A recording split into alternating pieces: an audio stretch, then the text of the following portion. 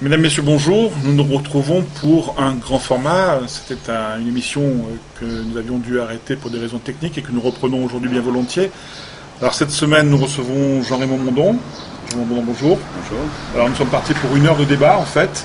Et nous allons essayer de passer en revue toute l'activité du Conseil économique et social de La Réunion au cours des dernières années sous votre mandature, parce qu'en fait vous achevez un mandat et la presse dit que c'était une assemblée plénière riche en émotions pour vous. Oui, je pense que c'est riche en émotions parce que d'une part, on sait tous très bien, et je sais très bien qu'il y a des membres parmi les 55 qui ont participé à cette mandature, qui ne seront pas présents, qui ne seront plus présents pour la prochaine mandature. Et beaucoup de journalistes ou beaucoup de personnes me posent la question de savoir si je serai candidat ou si je serai à nouveau au Conseil. J'ai toujours eu pour habitude de travailler en équipe et ne connaissant pas encore l'ensemble des membres présents, donc je réserve ma réponse. Mais malgré tout, c'est l'émotion parce que chacune des mandatures m'a permis de rencontrer des personnalités, de fortes personnalités, chacun avec, comme moi-même, avec leurs qualités et leurs défauts.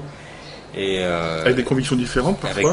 Mais avec beaucoup de convictions différentes. Vous savez, moi je suis agréablement surpris, j'ai plein d'émotions lorsque au sein de mon bureau je vois des discussions entre, j'allais dire des opposés, mais il ne faut pas le prendre comme ça, mais des personnes avec autant de charisme, autant de volonté que Guy Dupont, un Guy Dupont de l'autre côté, et en face un Yvan Boiroux ou un Georges-Marie Lépinay.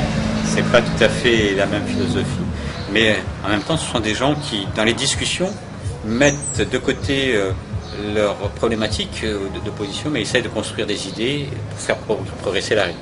Et ça, c'est une richesse qu'à nul autre ailleurs, et qui, franchement, sont des pépites que je garde. Et puis, il y a eu aussi, au cours de...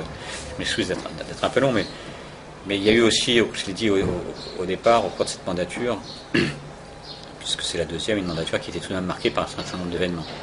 On ne sort pas comme ça, après 5 ans et quelques, lesquels on a connu la crise du chikungunya, avec des interventions fortes qu'on a pu faire au niveau du Conseil économique et social régional, la problématique de la route du littoral, les bouillies, la crise du bâtiment, la crise des transporteurs, la crise de 2009, la crise économique.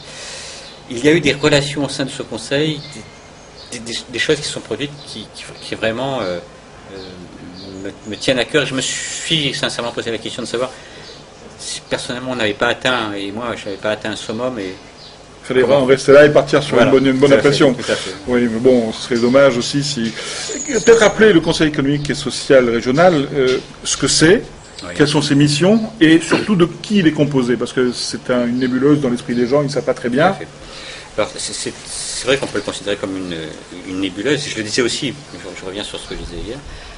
Il y a 60% des membres qui sont arrivés au début de cette mandature qui ne savaient même pas ce que c'était que ce ESE. Il y en avait même certains qui pensaient qu'on était une assemblée politique, qu'on allait prendre des décisions, voire même certains qui pensaient qu'on allait peut-être donner de l'argent à un certain nombre. Bon, c'est pas tout à fait ça. Le Conseil, comme le dit, on le dit, c'est le Conseil économique social. Il est là pour donner des conseils, pour donner des avis, faire des propositions. Je dis souvent, mais c'est pas de moi, ça vient de Jacques Termain, président qui n'est plus maintenant président du Conseil économique et social national. Nous sommes l'assemblée du premier mot.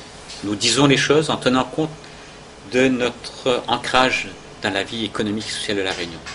Ce qui me permet de dire que le Conseil est constitué de chefs d'entreprise, de patrons d'entreprise, et également de syndicalistes qui continuent leur travail. Ils ne sont pas là défrayés pour faire que ce travail. Ils ont leur travail de tous les jours.